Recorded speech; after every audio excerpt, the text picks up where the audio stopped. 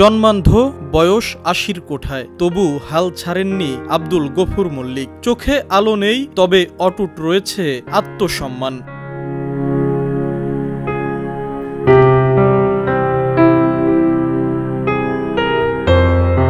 জীবিকার জন্য প্রতিদিনই ঘুরে বেড়ান ট্রেন আর বাসে। নিজের হাতে তৈরি নাড়ু আর বাদাম বিক্রি করেই চলে জীবিকা। দৃষ্টিহীন হলেও আত্মসম্মানে ভরা এই মানুষটি কখনোই ভিক্ষা চাননি কারো কাছে।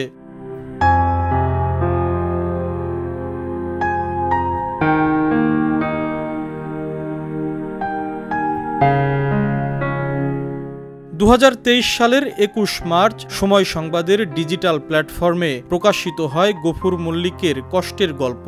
মুহূর্তেই তা ভাইরাল হয় সামাজিক যোগাযোগ মাধ্যমে। দেশের নানা প্রান্ত থেকে ছুটে আসে ভালোবাসা, সহায়তার হাত বাড়িয়ে দেন অনেকেই। এবার সহায়তার হাত বাড়িয়ে দিলেন বিএনপির ভারপ্রাপ্ত চেয়ারম্যান তারেক রহমান। তার নির্দেশে আমরা বিএনপি পরিবারের পক্ষ থেকে জন্মান্ধ এই মানুষটির পাশে দাঁড়ানো হয়। বৃহস্পতিবার প্রধান অতিথি হিসেবে আর্থিক সহায়তা তুলে দেন বিএনপির সিনিয়র যুগ্ম মহাসচিব ও আমরা বিএনপি পরিবারের প্রধান উপদেষ্টা অ্যাডভোকেট রুহুল কবির রিজভী। অনলাইনে এই সংবাদটি পেয়েছেন আমাদের নেতা জনাব তারেক রহমান এবং তার পরিবারের ওনার শাশুড়ি, তিনিও জানতে পেরেছেন এবং এই ঘটনা জেনেই ওনারা প্রত্যেকেই সহযোগিতা করেছেন।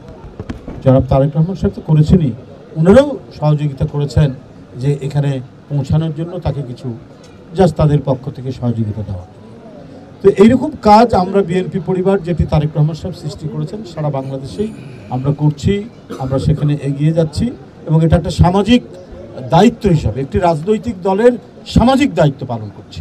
গফুর ভূঁইয়ার পাশে তারেক রহমান দাঁড়িয়েছেন, সেটা আপনাদের সামনে জাস্ট বলা এবং আমরা সেই সহযোগিতা নিয়ে এখানে এসেছি। সহায়তা পেয়ে খুশি গফুর মল্লিক ও তার স্ত্রী। চোখে আনন্দের অশ্রু, মুখে তৃপ্তির হাসি।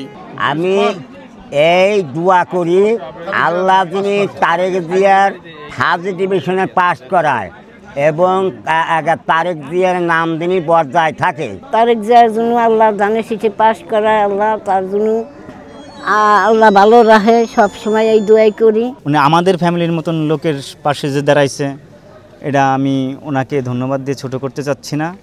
আমি দোয়া করি, আমার চাচাও দোয়া করে, সর্বশেষ নামাজ কালাম পড়ে ওনার জন্য ৫ ওয়াক্ত নামাজ কালাম পড়ে দোয়া করে। সর্বশেষ উনি বেঁচে থাকুক আর সর্বশেষ বাংলাদেশটা যাতে ভালোভাবে চালাইতে পারে, আল্লাহ তাআলা সেই তৌফিক দান করে ওনাকে। রাজবাড়ী সদর উপজেলার পাচুরিয়া ইউনিয়নের খোলাবাড়িয়া গ্রামের বাসিন্দা গফুর মল্লিক। আশিকুর রহমান, সময় সংবাদ, রাজবাড়ী।